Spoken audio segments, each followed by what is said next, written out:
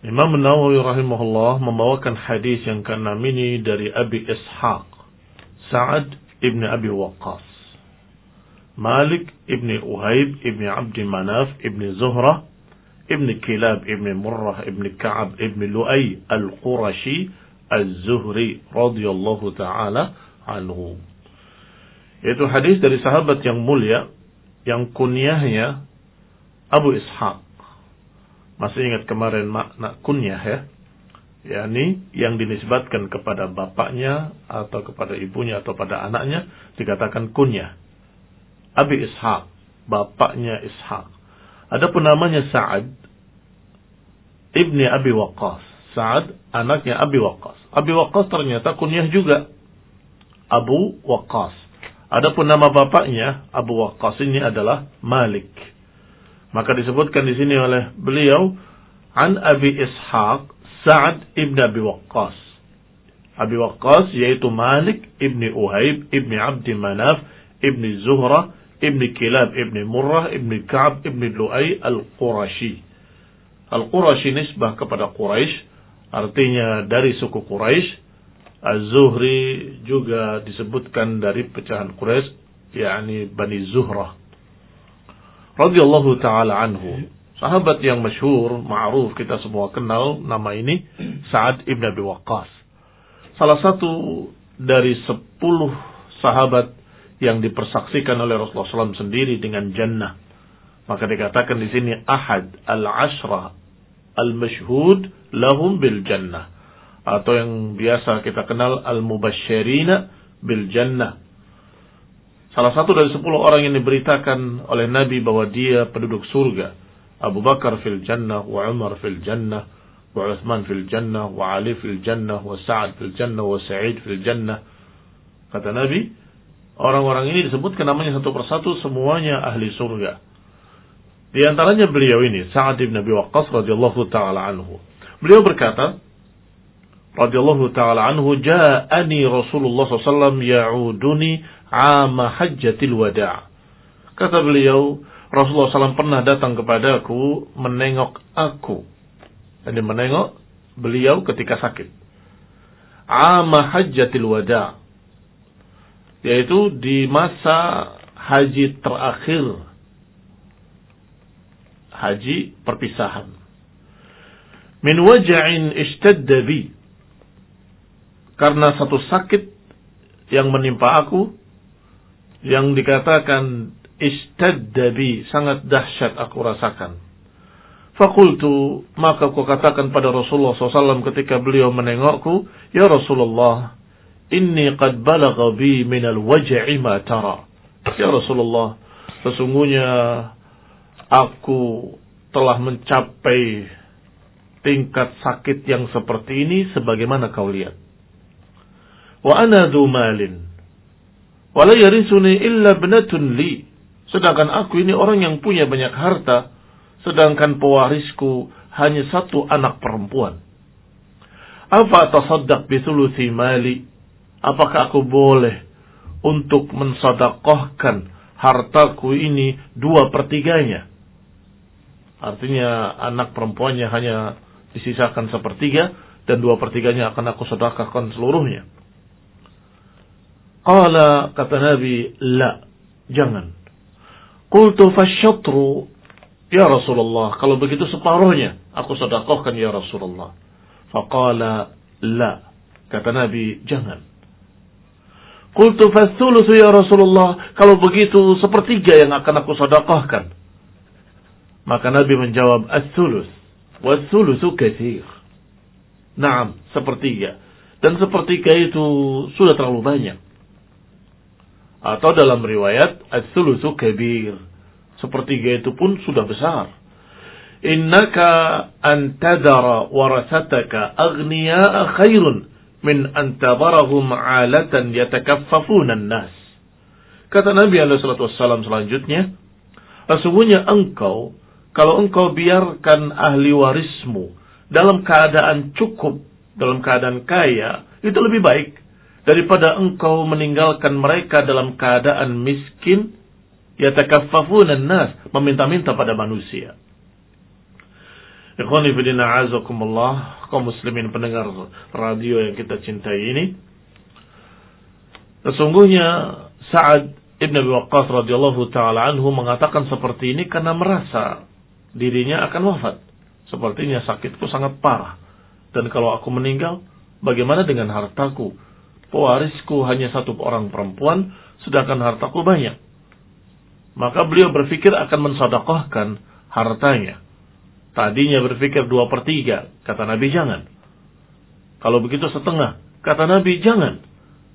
Sampai kemudian turun lagi 1/3. Nabi membolehkan 1/3, tetapi mengatakan bahwa itu sudah banyak. As-sulus, was-sulusu katsir.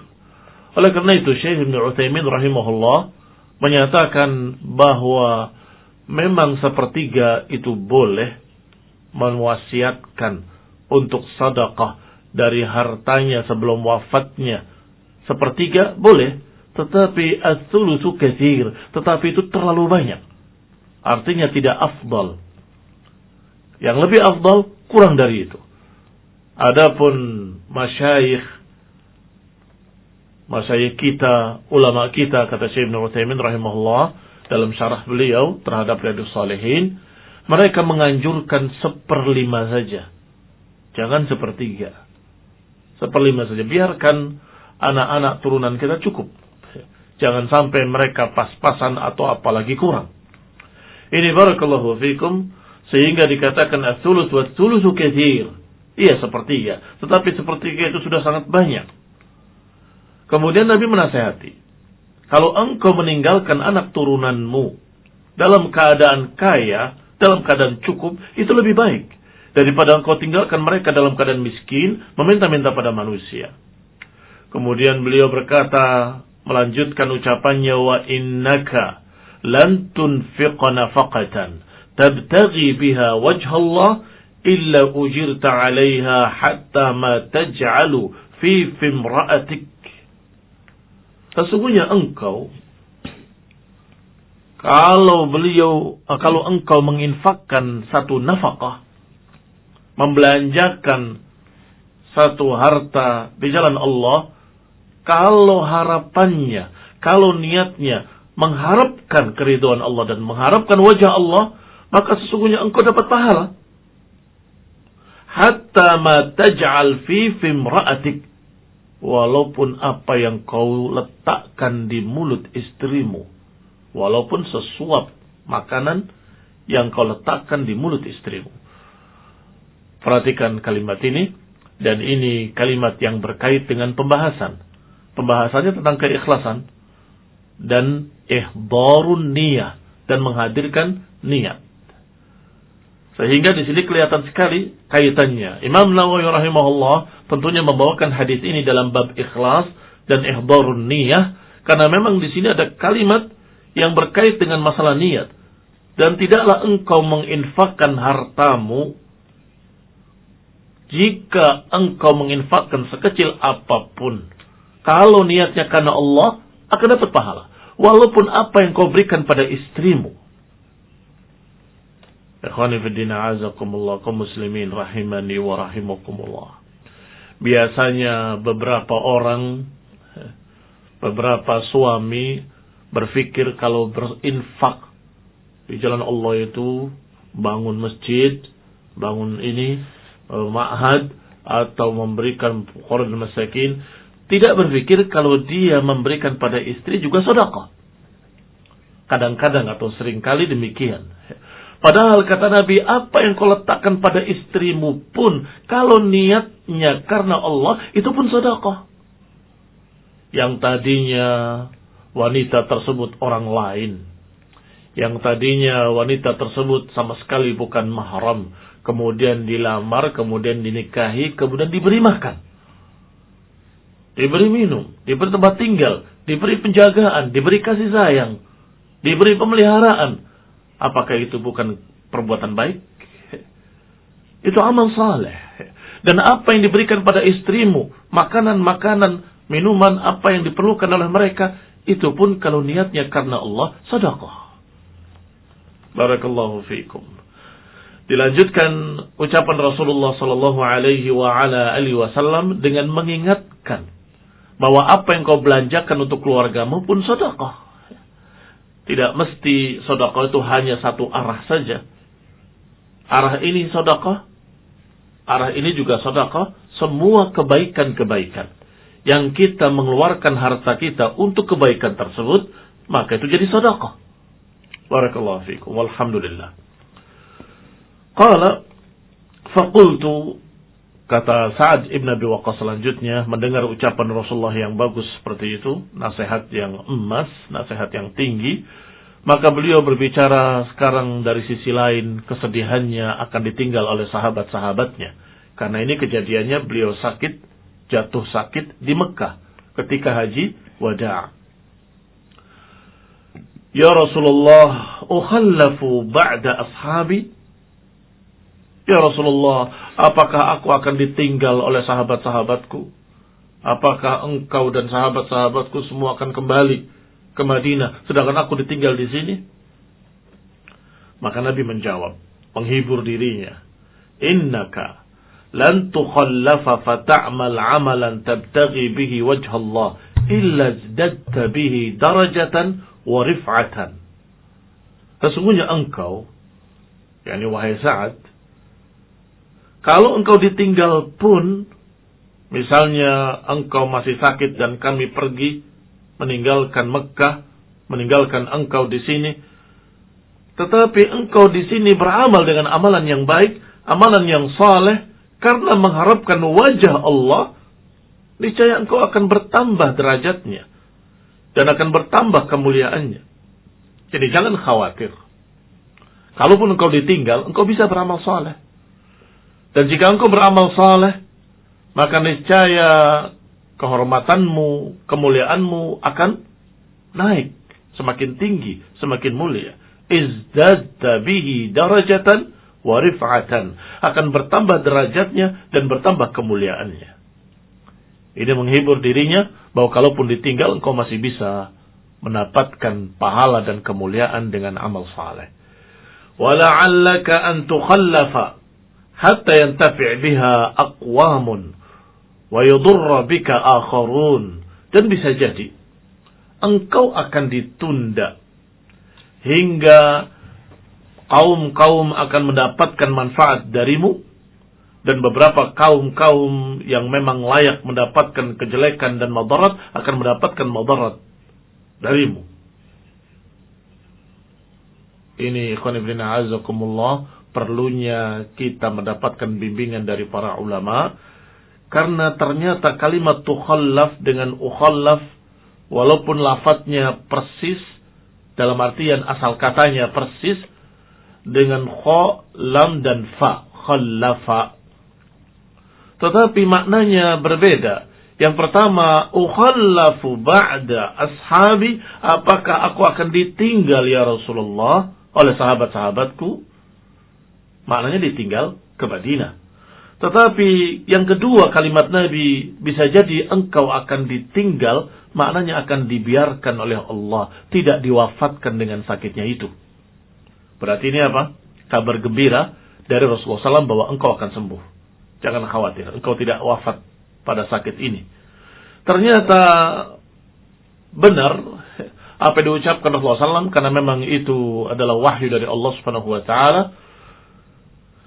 Maka Sa'ad ibn Waqqas masih hidup setelah itu, bahkan sehat, bahkan sempat berjihad lagi dan berperang lagi fi sabilillah.